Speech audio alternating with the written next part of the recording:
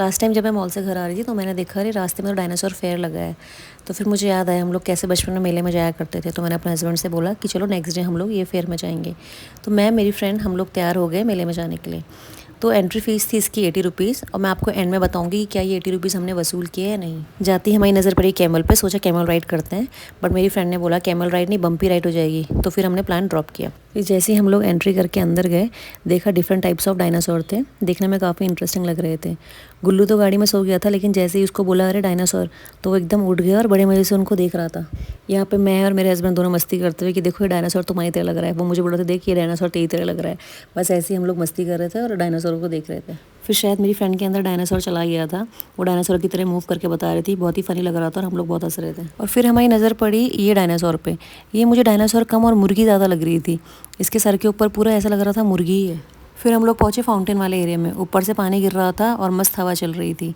Photo click करने के लिए भी एरिया बहुत अच्छा था।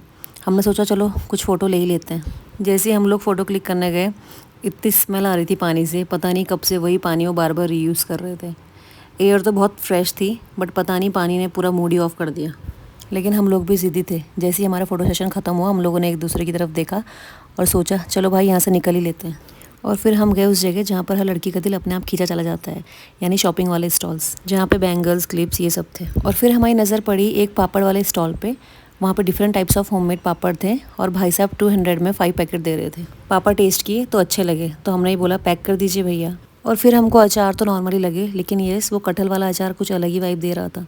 तो हमने टेस्ट किया और कहा चलो भैया ये भी पैक कर दीजिए। फिर घूमते फिरते मैंने एक गेम ट्राई किया जिसमें बॉल से आपको सारे ग्लास गिराने होते हैं। मुझे लगा ग्लास हल्के होंगे, लेकिन भाई वो इतने हैवी थे, पहली बॉल में कुछ हुआ ही नहीं। फिर मैंने सेकंड चांस लिया। सेकंड चांस में मेरा बस एक ही ग्लास रह गया था, वरना मैं ऑलमोस्ट जीती जाती। बट ये जितना ईजी दिखता है उतना होता नहीं है, कुछ तो इनका ट्रिक रहता है, वरना हर कोई हाथ में गिफ्ट लेकर घूम रहा होता। फिर हम पहुँचे दूसरा गेम खेलने। यहाँ भी कुछ ट्रिक कम नहीं थी। बड़े बड़े नंबर वाले स्लॉट्स इतने छोटे थे कि वहाँ बॉल जाना ऑलमोस्ट इम्पॉसिबल ही था, और छोटे नंबरों में ईजिली आपकी बॉल जा रही थी। तो हमको भी दिख रहा था यार कुछ तो सेटिंग है। खैर जो भी था हमको उसके अकॉर्डिंग गिफ्ट मिला, और गिफ्ट में हमको मिला एक प्लास्टिक और एक कॉम।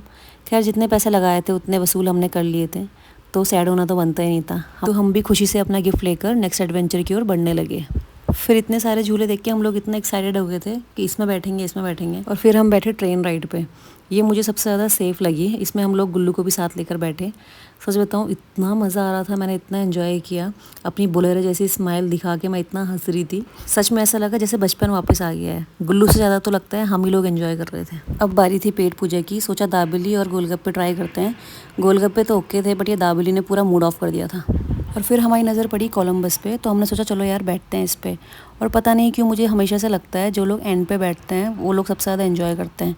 तो मैंने सोचा चलो यार इस बार ये एक्सपीरियंस भी मैं ले ही लेती हूँ, और पहुँच गई मैं एंड वाली सीट पे।